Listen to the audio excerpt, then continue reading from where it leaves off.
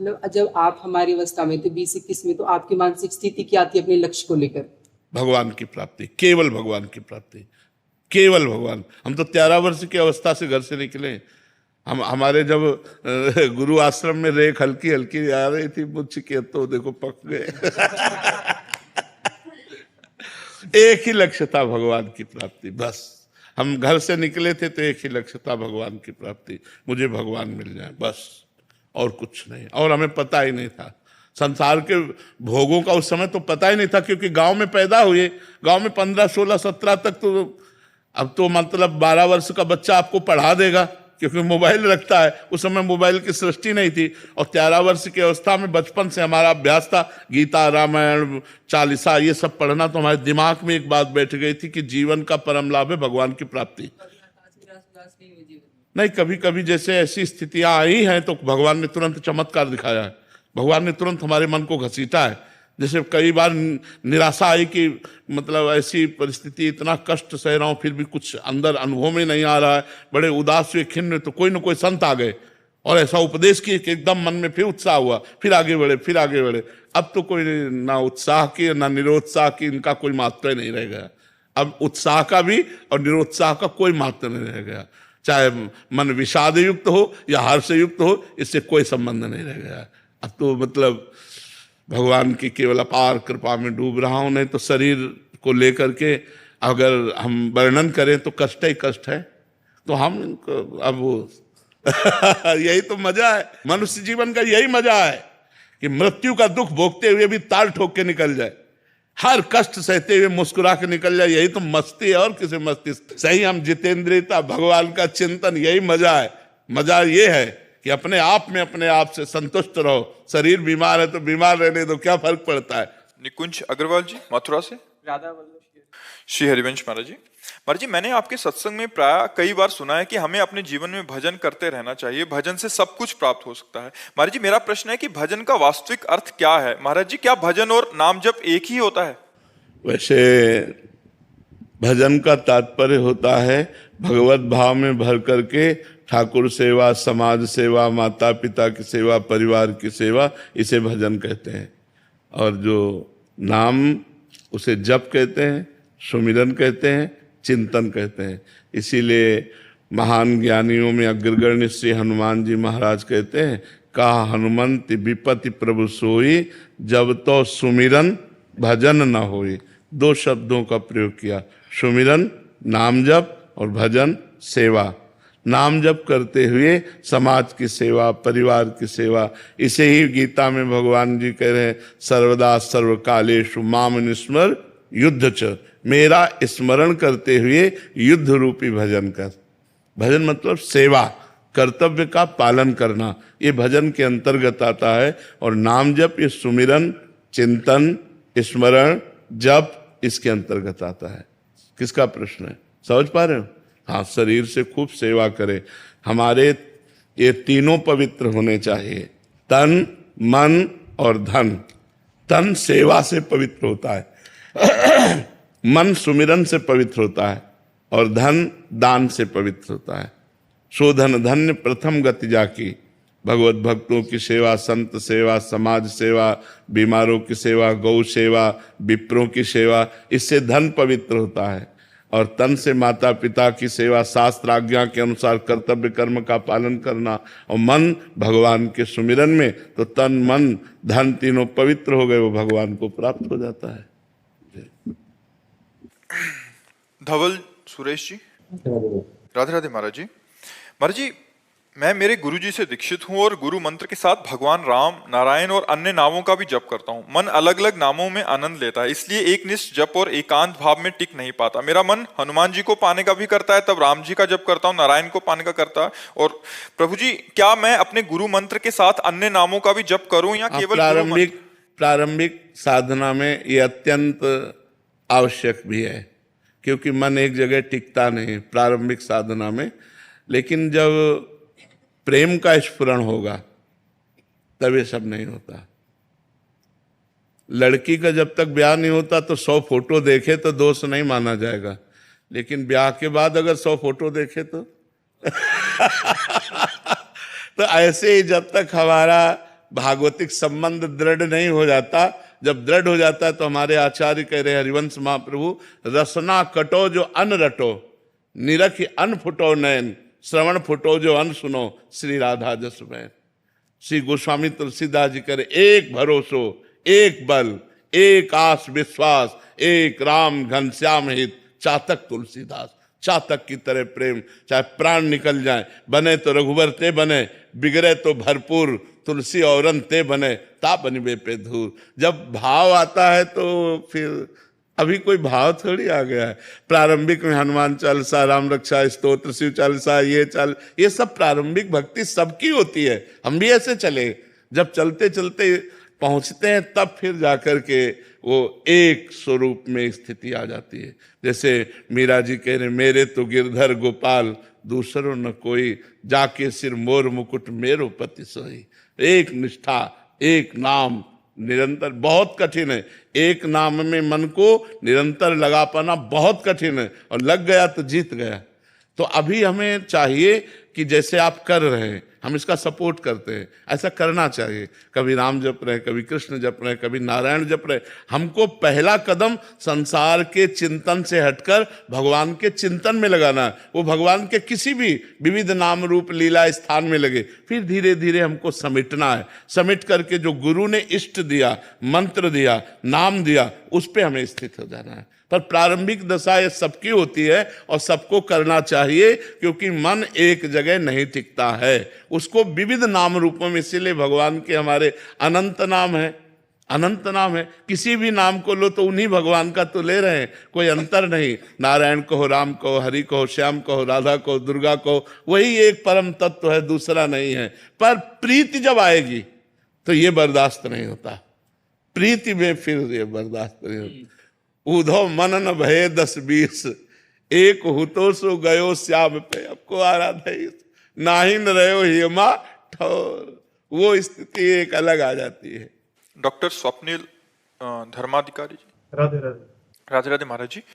महाराज जी, आपके चरणों में कोटि कोटि प्रणाम। महाराज जी, मैं श्री समर्थ गुरु रामदास जी के संप्रदाय से हूँ। श्रीमद दास बोध ग्रंथ में चतुर्विद्या मुक्ति का वर्णन आया है, सालोक्य, सामीप्य, सारूप्य, सायुज्य। महाराज जी, ये कह रहे हैं कि इनका यथार्थ मतलब एवं भेद क्या है, किस साधक को कौन सी मुक्ति मिलेगी, ये किस आधार पर तय होता है? वैसे इसको छोड़ो और सीधे राम जी को प्राप्त करना चाहो तो क्या घाटे की बात रहेगी? क्या है? प्रभु को सीधे हम प्रभु को प्राप्त करें। सारिष्ट, सामीप्य, सालोक्य, एकत्व, ये सब भगवान से प्रेम नहीं होने देते। दीयमानम न गृह्णन्ति बिना मत सेवनम जनाहा। बिना भगवान के प्रेम के ये सब बेकार है। अगर इनकी हमको प्राप्ति की चाह है तो अभी सही चाह नहीं हुई। न पारमेष्ठम, न महेंद्रधिष्ठम, न सार्वभौमम, न रसाधिपत्यम, न योग सिद्धि, अपनर्भवम वा। ये सब नहीं, मुझे नहीं चाहिए। मुझे आपसे आंख लड़ाना अच्छा लगता है, आपके लिए रोना अच्छा लगता है, आपकी याद में तड़पना। आप मिलो ना मिलो, आपको पुकार पुकार के एकांत में आह भर करके रो लूं, बस यही हमारे लिए सर्व संपत्ति है। तो हमें लगता है भगवान के समान ऐश्वर्य प्राप्त होना, भगवान के समान रूप प्राप्त होना, सारूप्य, भगवान में लीन हो जाना, एकत्व, भगवान के समान अष्ट सिद्धियां प्राप्त होना, जो अणिमा, महिमा, गरिमा, लघिमा आदि है। हमें लगता है कि इनके चक्कर में ना फंसे तो बहुत अच्छा है। रिद्धि सिद्धि पेरे बहुआई, बुद्धि लोभ दिखावे भाई, होए बुद्धि जो परम सयानी, तिन तन चितई ना नहीं जानी। इनसे प्रेम नहीं मिलता। और मिले न रघुपति बिन अनुरागा, के कोटि जप जोग विरागा। हरि व्यापक सर्वत्र समाना, प्रेम ते प्रगट होए मैं जाना। राम ही केवल प्रेम प्यारा, जान लेओ सु जान निहारा। सो सब धर्म कर्म जरि जाऊ, जहां न राम पद पंकज भाऊ। जोग कुजोग ज्ञान अज्ञानु, जहां नहीं राम प्रेम परधानु। प्रेम प्रेम प्रेम। इसलिए भैया मुझे लगता है कि प्रेम में चला जाए। क्यों? जहां ये सब अपने आप मिल जाती। दीयमानम न गृह्णन्ति बिना मत सेवनम जना। सारिष्ट सामीप्य सायुज्य एकत्व रूपत्व जितने अभी सब वैभव है, ये भगवान का ही तो है मेरे। तो जब मुझे भगवान मिल गए थे तो सब अपने आप हमारे पीछे डोलेंगे। इसलिए खूब निरंतर नाम जप करो, भगवान की लीला कथा सुनो और सब में भगवत भावना करो। इससे बड़ी कोई साधना नहीं। हमारी वाणी भगवान के गुण लीला का गायन करे, हमारी श्रवणेंद्री भगवान के नाम गुण का श्रवण करे और हमारा मन भगवान के चिंतन में रहे, हमारा सिर सब कोई भगवान के स्वरूप है ऐसा मानकर सिय राम में सब जग जानी, करो प्रणाम जोरी जुग पानी। इससे बढ़कर कोई साधना नहीं। समझ रहे हो? तो इसी में लगो। महापुरुषों ने जो इन सिद्धियों का वर्णन किया है, इन जो मोक्ष आदि का वर्णन किया है, तो जिनके अंदर मोक्ष की लालसा होती है उनकी बात है। आप जहां प्रश्न कर रहे हो यहाँ मोक्ष का कोई महत्व तो नहीं है। अलम विषय वार्तया नरक कोटि बीभत्सया वृथा सुत कथाश्रमो बत विभेमि कैवल्यता। बत विभेमि कैवल्यता, यहां समझिए, विषय वार्ता तो छोड़ो यार, ये तो नरक के समान भयावनी है। और बोले वेद की जो चर्चा है वो भी मेरे से मत करो। बोले विभेमि कैवल्यता, मुझे तो भय लगता है मोक्ष से, क्योंकि श्री जी छूट जाएंगे। विभेमि कैवल्यता परेश भजनोन्मदा यदि सुखादया किम तथा। बड़े बड़े महापुरुष ईश्वर के भजन में लगे, उनसे भी मेरा क्या। बोले तो आप चाहते क्या हो? बोले परंतु मम राधिका पद रसे मनो मज्जत। मेरा मन श्री किशोरी जी के चरणों की दास्ता में मन है। यो वृंदावन शिवनी कश्चन घनाश्चर्या किशोरी मणिस तत्कंकर रसामृतादि परम चित्ते में न रोचते। धर्माद्यर्थ चतुष्टयम विजयताम किम तद वृथा वार्तया सही कांतेश्वर भक्ति योग पदवी त्वारोपिता मूर्धनि। यो वृंदावन शिवनी कश्चन घनाश्चर्या किशोरी मणि तत्कंकर रसामृताधि परम चित्ते में न रोचते। यदि हमें लाडली जी महाराज का कंकर मिल जाता है तो मुझे धर्म अर्थ का मोक्ष से कोई संबंध नहीं है। ये प्रेम नगरी में बैठे हो आप, इसका नाम है प्रेम नगरी। ये वृंदावन क्या है? प्रेम नगरी। ये सिद्धों की भूमि है, साधकों की नहीं। ये प्रेम सिद्धों की भूमि है, जहां उद्धव जैसा ज्ञानी भी आकर के यहाँ की चरण रज प्राप्ति के लिए गुल्म लता औषधि बनना चाहता है। जो मोक्ष अधिकार प्राप्त महापुरुष है, उद्धव मोक्ष अधिकार प्राप्त महापुरुष, ब्रह्म बोध संपन्न महापुरुष है और श्री कृष्ण के नित्य सखा और उनके नित्य सहचर हैं। साथ खाना पीना उठना बैठना। वो कह रहे हैं मुझे वृंदावन की कोई गुल्म लता औषधि बना दी जाए जिससे ये ब्रज रज उड़ करके हम पे पड़े, क्योंकि इन ब्रज रज में वो प्रेम छुपा हुआ है जो गोपियों के आंसुओं से भींगी हुई गोपियों की चरण रज और लाडली जी की चरण रज है। तो हमें तो भैया यही लगता है कि हमें सीधे राम जी से प्रेम करना चाहिए। सारिष्ट सामीप्य सायुज्य एकत्व आदि जो मोक्ष है ये भगवान किसी और को दो, हमको अपने चरण दें, हमको अपने चरण दे, उन अपने चरणों का प्रेम दे। हमें तो ऐसा लगता है ऐसा चाह करना चाहिए। क्यों? ईशा जी दिल्ली से। राधे राधे। राधे राधे महाराज जी।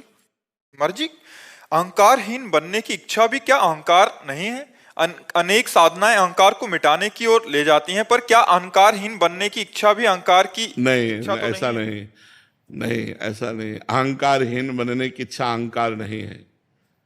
मेरे में अहंकार नहीं है ऐसा कहना अहंकार है, लेकिन मैं अहंकारहीन हो जाऊं ये बड़ी उत्तम बात है, इसमें दोष नहीं है।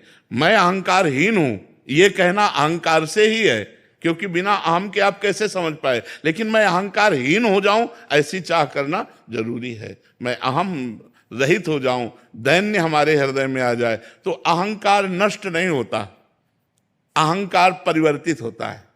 जैसे अभी हम मैं के साथ प्रकृति को जोड़ दे, वो मलिन अहंकार जन्म मरण का हेतु हो जाएगा। प्रकृति जन्य जो भी हम जोड़ते हैं वो मैं के साथ जो जुड़ता है वो हमारे बंधन का हेतु होता है। और परमात्मा को मैं के साथ जोड़ दें, अस अभिमान जाई जन भोरे मैं सेवक रघुपति पति मोरे, वही अहंकार परम पवित्र करने वाला बन गया। अगर अहंकार के साथ माया जुड़ती है, प्रकृति जुड़ती है तो बंधन का कारण होता है। अगर अहंकार के साथ परमात्मा जुड़ जाए और हम दासत्व से युक्त हो जाए तो बढ़िया बात बन जाए, ये भक्ति हो गई। अगर मैं के साथ कुछ न जुड़े तो वो ब्रह्म ज्ञान हो गया। मैं के साथ कुछ न, शुद्ध मैं श्री कृष्ण है, शुद्ध मैं ब्रह्म है, अहम ब्रह्मास्मि। जो अहम है वो ब्रह्म स्वरूप है। उसमें जब प्रकृतिजन्य जुड़ता है कि मैं अमुक, वही बंधन का कारण बन जाता है। तो ये प्राकृतिक अहंकार का समन हो जाए, इसके लिए हमें महापुरुषों का संग करना चाहिए, शास्त्र स्वाध्याय करना चाहिए, भगवान के भक्तों के चरित्र सुनने चाहिए, जिससे हमारा अहंकार गलित हो जाता है। पारस कोहली जी। राधे राधे महाराज। राधे राधे महाराज जी। महाराज जी, मोह और प्यार में क्या अंतर है? प्रेम और मोह, ऐसा है ना, क्योंकि प्यार का शुद्ध स्वरूप प्रेम ही है। अगर प्यार केवल शब्द ले जाते हो तो देह भाव की तरफ जाता है। संसार में प्यार नहीं कहा जाता कि हमें पुत्र से प्यार है, हमें पति से प्यार है, तो ये देह भाव को लेकर है, परमात्मा स्वरूप से तो नहीं है। लेकिन जब हम प्रेम शब्द उच्चारण करते हैं तो सीधा वो भगवत स्वरूप होता है। प्रेम जो है वो कामना रहित होता है। प्रेम सूक्ष्मतरम कामना रहितम प्रतिक्षण वर्धमानम अनुभव स्वरूपम, जो प्रेम का स्वरूप है। अब आप ये देखिए कि हम किसी से प्यार करते हैं तो अपनी कामना की पूर्ति के लिए करते हैं या उसके लिए करते हैं। अगर हम उसमें भगवत स्वरूप देख करके और उसको सुख देने के लिए करते हैं और वो भारी प्रतिकूलता दे फिर भी हम उसे प्यार करें तो हम उसे प्यार कहते हैं। लेकिन ऐसा नहीं है, संसार में ऐसा नहीं है। हम आपको प्यार करते हैं, आप हमें प्यार कीजिए। हम आपको प्यार करते हैं, आप हमारी बात मानिए। हम आपको प्यार करते हैं, हम जहां कह दें वहां खड़े रहिए। ये प्यार का स्वरूप थोड़ी है, ये तो अपनी वासना की पूर्ति का स्वरूप है, अपने अहंकार की पूर्ति का स्वरूप। इसे प्यार नहीं कहते। मोह, काम, राग, आसक्ति, ये शब्दों का प्रयोग होता है संसार में। प्रेम सिर्फ भगवत भाव से होता है। अगर भगवत भाव हो जाएगा तो जैसे इनका इनसे प्रेम है और हमारा इनसे प्रेम है, तो हम सदैव इनको यही आशीर्वाद देंगे कि तुम्हारा संग न छूटे, तुम दोनों सुखी रहो, तुम दोनों स्वस्थ रहो, तुम दोनों आनंदित रहो। हम ये कभी नहीं चाहेंगे कि हमारी तरफ प्रेम से देखे, हम यही चाहेंगे ये इनकी तरफ प्रेम से देखे, क्योंकि इनको सुख मिलता है, मैं आशीर्वाद देता हूं। ऐसा कहाँ जगत में है? ये संसार में प्रेम नहीं, इसे राग कहते हैं, इसे काम कहते हैं, इसे मोह कहते हैं, इसे आसक्ति कहते हैं। आप समझ पा रहे हैं हमारी बात? प्रज्ञा जी। राधे राधे। महाराज जी, मैं पिछले 3 साल से आपसे जुड़ी हुई हूँ और मैं आपके और संसार में बट से गई हूँ। आपका सत्संग सुनती हूँ तो मेरे को वही लगता है कि ये सत्य है, और संसार में रहती हूँ तो वही दुनिया अच्छी लगती है। महाराज जी, इसका क्या उपाय है? जब ये इधर होते हैं तो हमारे पास हर प्रश्न का उपाय एक ही है, नाम जप करो। अगर संसार भगवान का स्वरूप ना नजर आने लगे तो मुझे कहना, नाम जप करो। अगर ये गंदी आदतें तुम्हें चुभने ना लगे तो कहना। ये जिन भोगों के लिए लोग परेशान हैं, तो आप देखो नाम जप करके आपको संसार प्यारा कैसे लग सकता है। यहां कौन प्यारा है? सब में वही भगवान बैठा हुआ है, वही पावर बैठा हुआ है। अगर वो चला जाए तो तुम भी नहीं प्यार करोगे। चाहे जितनी पत्नी प्यारी हो, उसके अंदर से भगवान चले जाए तो आप 24 घंटे अपने कमरे में नहीं रख सकते। चाहे जितना प्यारा पुत्र हो, उसके अंदर से भगवान चले जाए तो आप उसे नहीं रख सकते। तो आप अनजाने में भी भगवान से ही प्यार करते हो। तो हमें लगता है भगवान मानकर प्यार करो। मेरे पति में भगवान है, मेरे पुत्र में भगवान है, तो संसार से हटने की जरूरत नहीं है, संसार में भाव बदलने की जरूरत है। वही भगवान सिय राम में सब जग जानी, करो प्रणाम जोरी जुग पानी। सब में मेरा भगवान विराजमान है। तो संसार में जब आप सेवारत रहो तो भगवान का भाव करो, और जब सत्संग में रहो तो भगवान का भाव तो है ही, तो आप एक रस हो जाओगे। सुनंदा जी। राधे राधे। राधे राधे महाराज जी। महाराज जी, यदि जप करते समय संख्या भूल जाए या 108 से अधिक हो जाए तो कोई ऐसा? कोई नहीं, वो तो भगवान गिनते हैं संख्या। ये तो अपने मन लगाने की बात है। नहीं, हम लोग जैसे है ना, कोई माला, कोई काउंटर, कुछ नहीं रखते।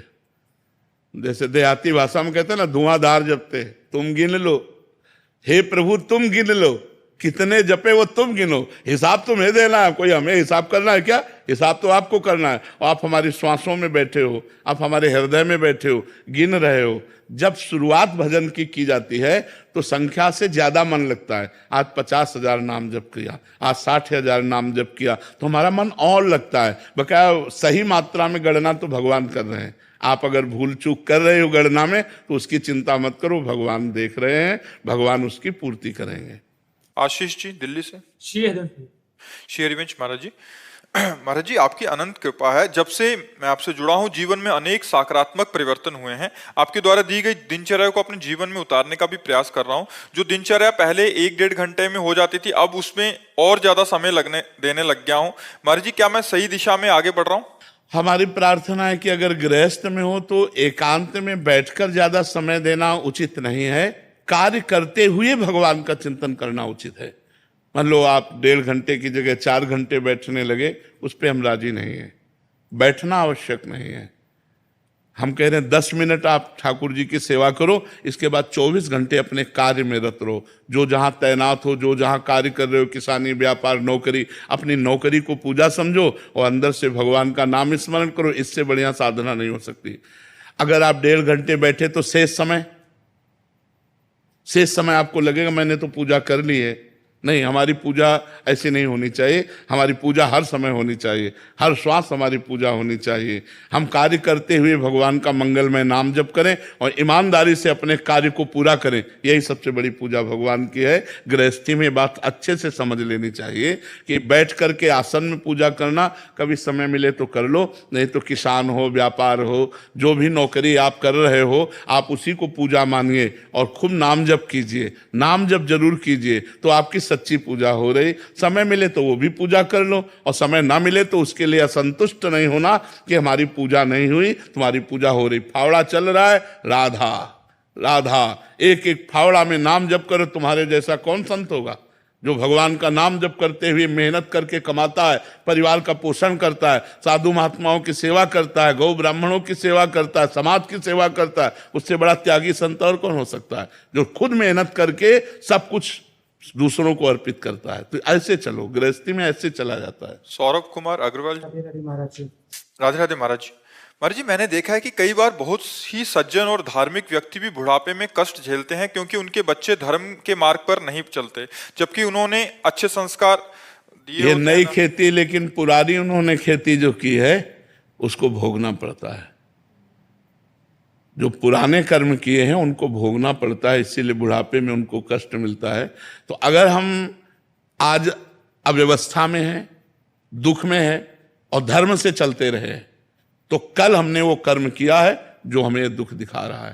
तो इसलिए सोचने विषय नहीं है, सोचने विषय कि अब हमारा नया कर्म न बिगड़ पावे। अब हमारा कर्म न बिगड़ पावेगा तो हमारी बन जाएगी, नहीं तो भोगना पड़ेगा, अवश्य भोगना पड़ेगा। जवानी बहुत होश में बितानी चाहिए।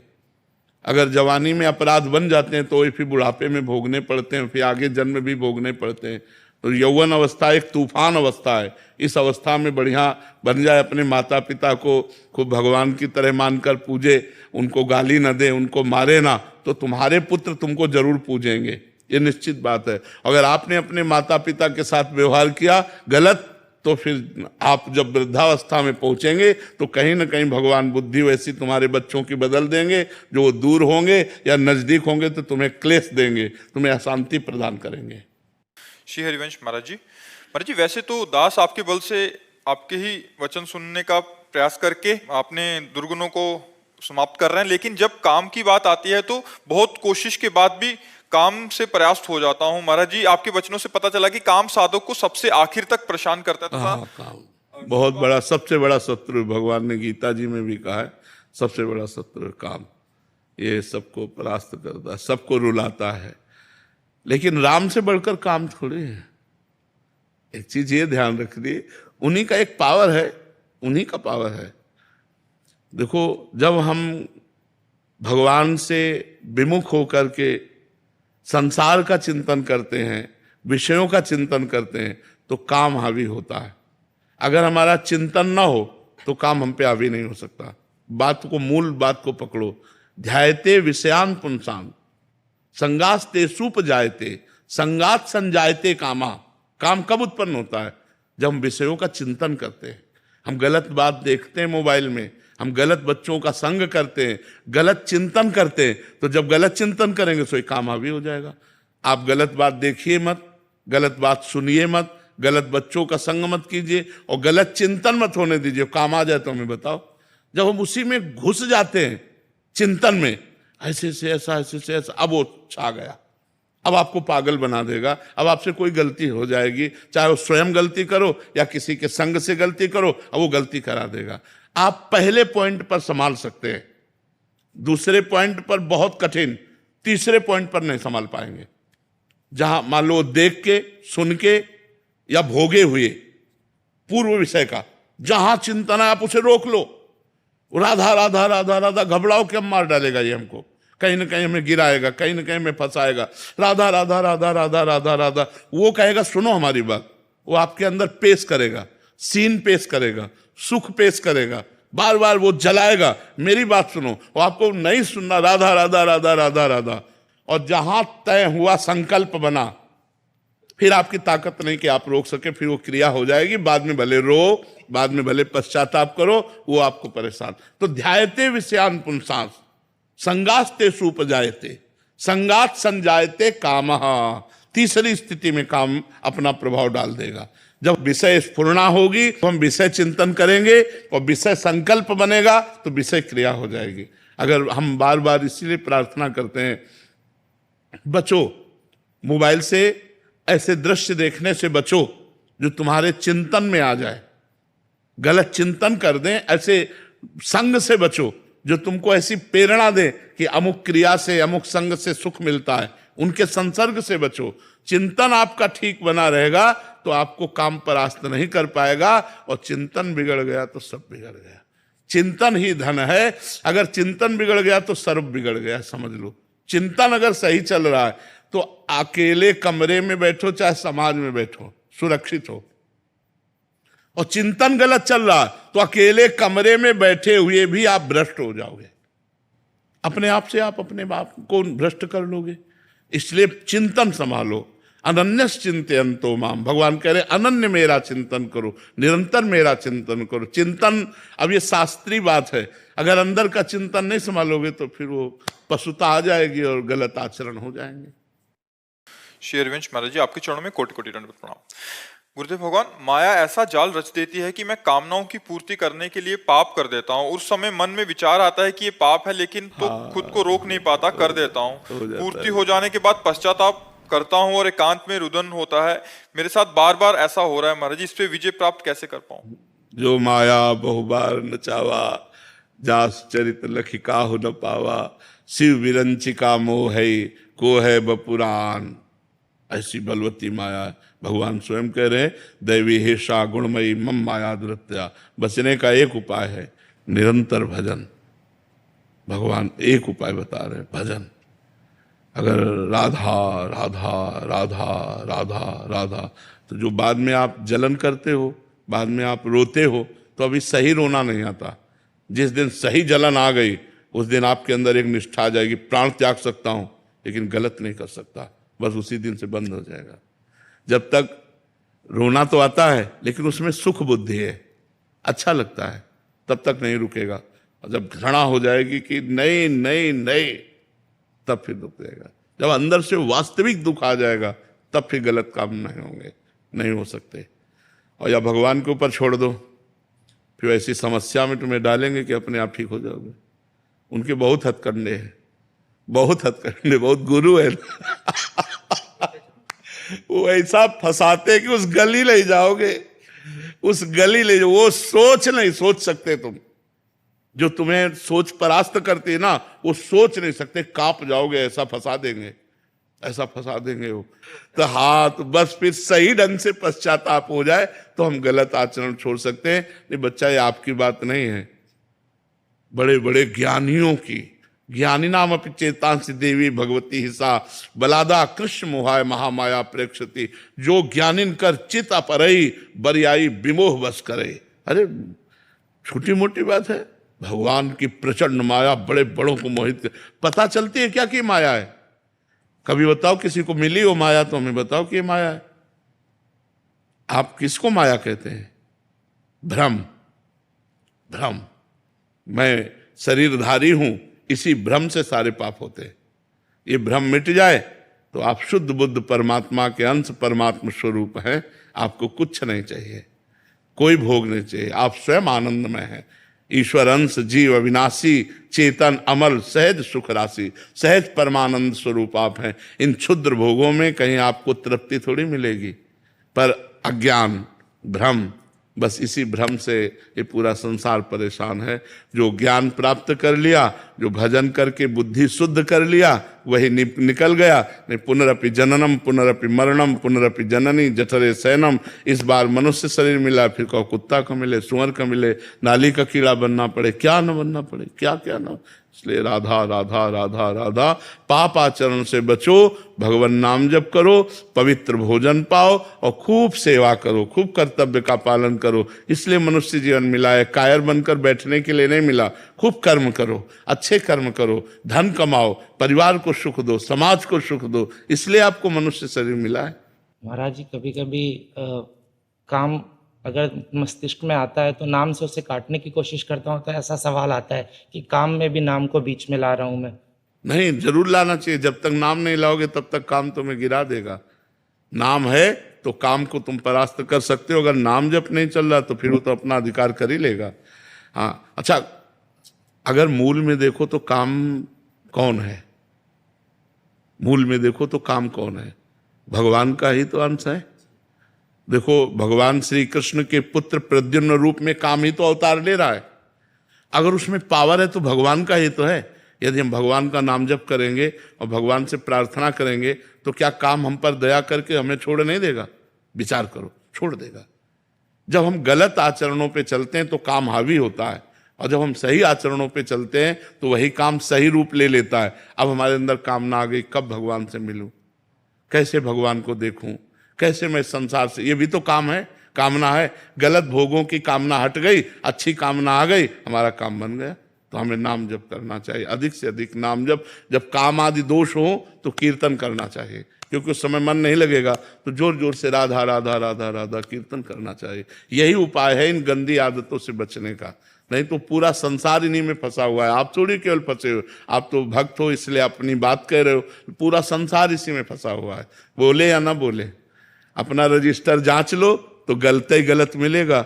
हम दूसरों को क्या कहें? अपना जब रजिस्टर जांचो तो ऐसा लगता है भगवान कृपा करे, भगवान क्षमा करे, हमसे गलती हो गई, हमें आगे सुधार का अवसर दे। यही सबको नचाए है, सबको नचाए माया। ऐसे थोड़ी है कि तुम ही केवल नाच रहे हो, हम तुम सब नाच रहे हैं।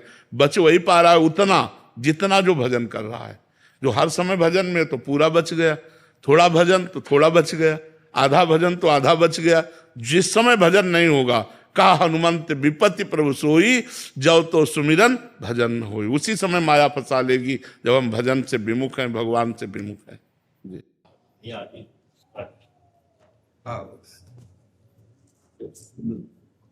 बड़ी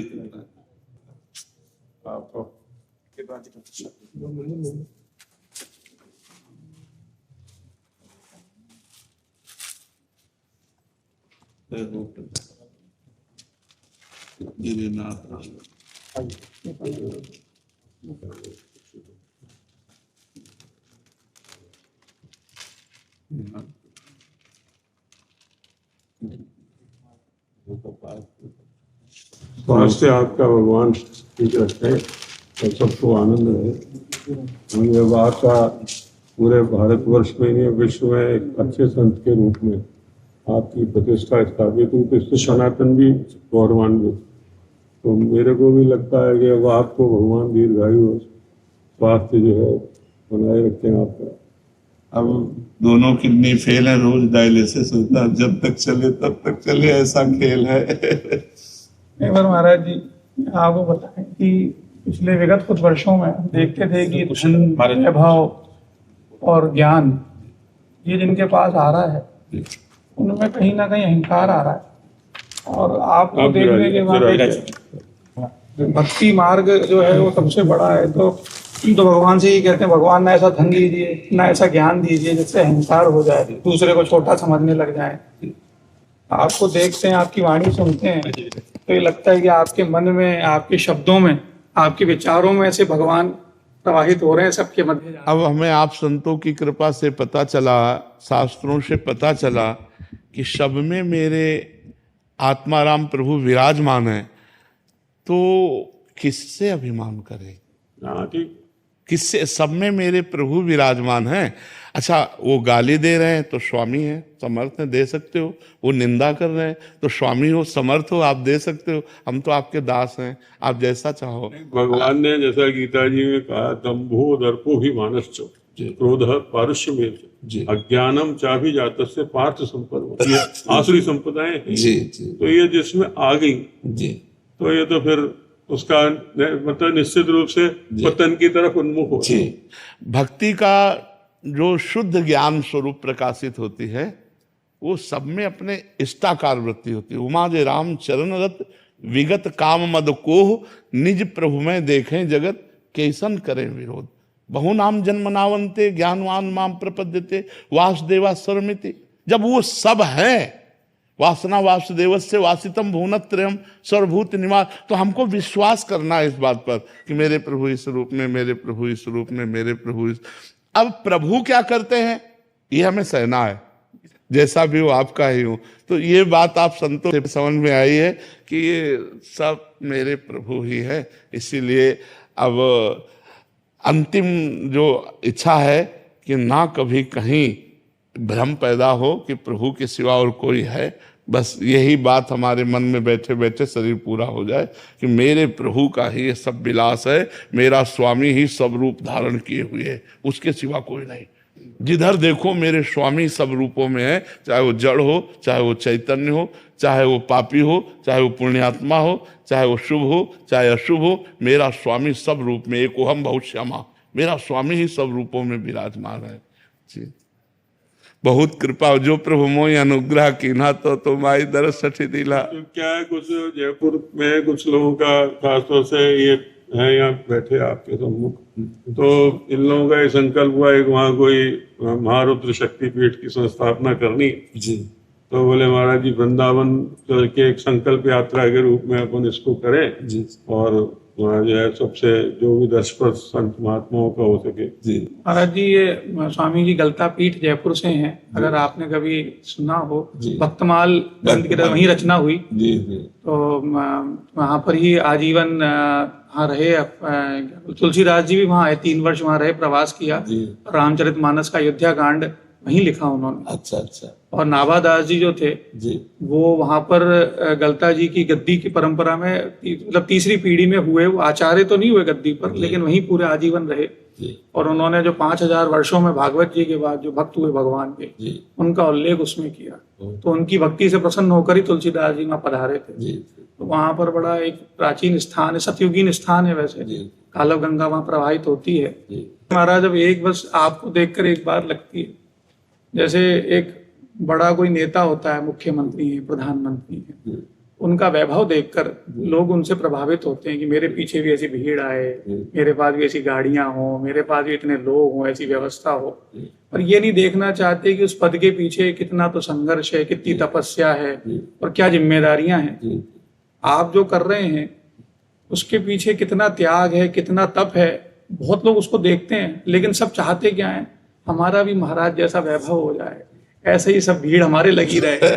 अच्छा, इसमें हम कहीं नहीं है महाराज जी, आपको सच्ची बताए, इसमें हम कहीं, पर आपसे प्रेरणा वो वाली लें लोग तो अच्छा है। हमको ये लगता है कि लोगों को कई बार ये लगता है ऐसे ही हमारा दरबार सज जाए, ऐसे ही हमारी भीड़ लग जाए। तो ऐसा ना हो, भगवान से यही है कि आपसे जो ग्रहण करना है वो ग्रहण करें लोग, तो भगवान से यही नहीं। आप संतों का आशीर्वाद है तो वाणी अगर उपहास में भी सुनेंगे तो उनके चित्त का परिवर्तन करेगी, क्योंकि भगवान जिस वाणी में बैठ करके अपना यश गंवाना चाहते हैं तो उसमें वो शक्ति भगवान की होती है। वो चित्त का जो परिवर्तन होता है वो भगवान के ही द्वारा होता है। तो जो वाणी में बैठ करके गया, तो देखें हम प्रेमानंद क्या कह रहे हैं, उपहास में भी यदि सुनना चाहेंगे तो उनके चित्त पर उसका प्रभाव पड़ेगा, वाणी का प्रभाव पड़ेगा। अगर ना पड़ता होता तो हमारे सनातन से जो असत मार्ग का अवलंबन लिए हुए थे उसका त्याग करके महर्षि ब्रह्म ऋषि बन गए, तो ये संतों की वाणी का ही तो प्रभाव होता है। तो जरूर आप सब संतों का आशीर्वाद और संतों की वाणी का प्रभाव, हम जो सुनाते हैं वो झूठा नहीं तो सुनाते हैं, संतों की वाणी तो सुनाते हैं। हमारा क्या है, हमारा कोई नई रचना थोड़ी है। वैसे तो तुलसीदास जी लिखा और प्रेरक रघुवंश विभूषण, बिल्कुल बिल्कुल तो जो प्रेरणा भी फिर कोई नई चीज भी है तो भी उनकी प्रेरणा से ही तो आ रही जी, जी। कि अब इस समय ये आवश्यकता ये बाहर जी। जानी चाहिए, जी जी तो फिर उसका प्रभाव आता है। नहीं ऐसा है, आपने जो है ये बात यथा नाम तथा है ना, मतलब उसका ही आनंद है विशेष। चलो महाराज जी को इधर से